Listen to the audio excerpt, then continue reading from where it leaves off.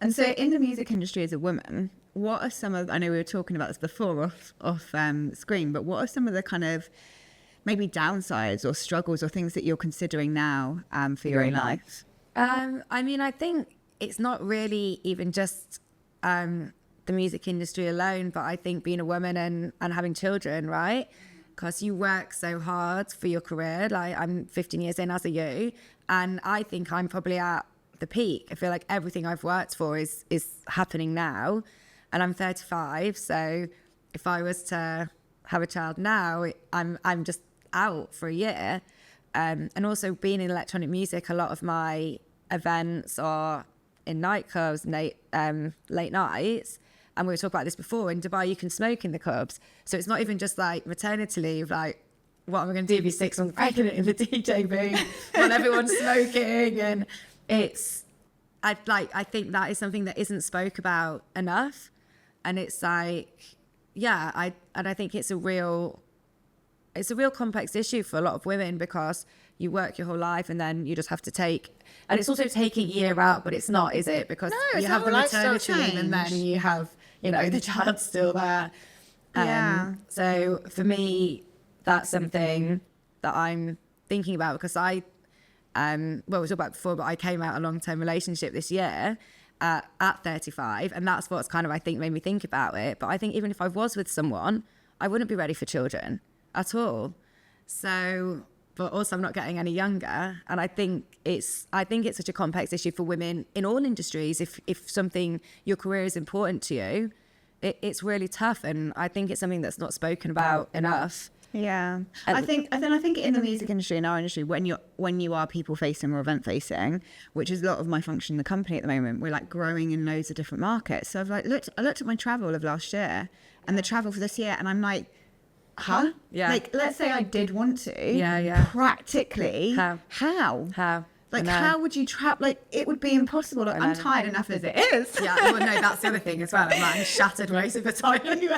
Exactly. And then you've got like the late nights, or like a lot of stuff can be really unpredictable if you're dealing in our industry. And then I have some amazing friends in fashion and music who do have young children, and I think they don't really have the space to talk about it kind of like properly. Like, they're now still trying to kind of have their careers, commute into London, grow their child. And I can't remember who it was that said to me, but it's like, you just have to be 50% at everything. Like, you can't be 100% an amazing mother and 100% amazing at your career at the same time.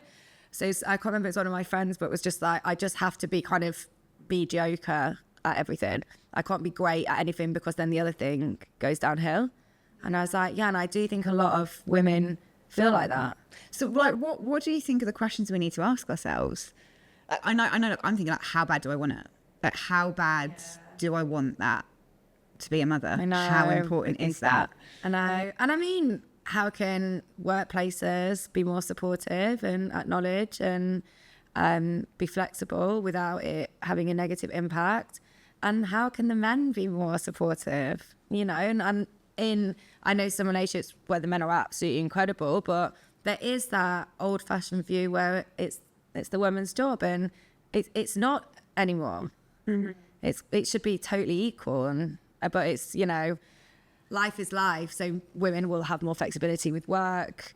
But I know a lot of companies now are doing like paternity, and like the world is adapting, and it's just one of those things. It's just going to take time. Yeah, and I think like, different from me to you is the entrepreneurial side.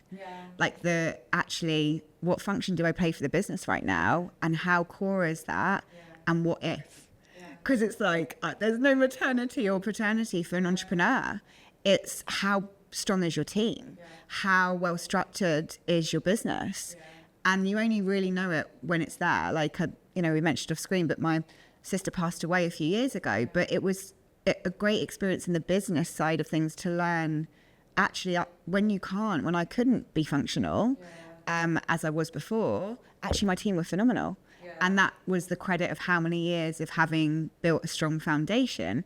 So I can see that it is possible, but it's scary. And also it's the unknown, isn't it? It's like, the other side of that might not be, it won't be the same business, or you won't be the same person. You might not even have the same drivers.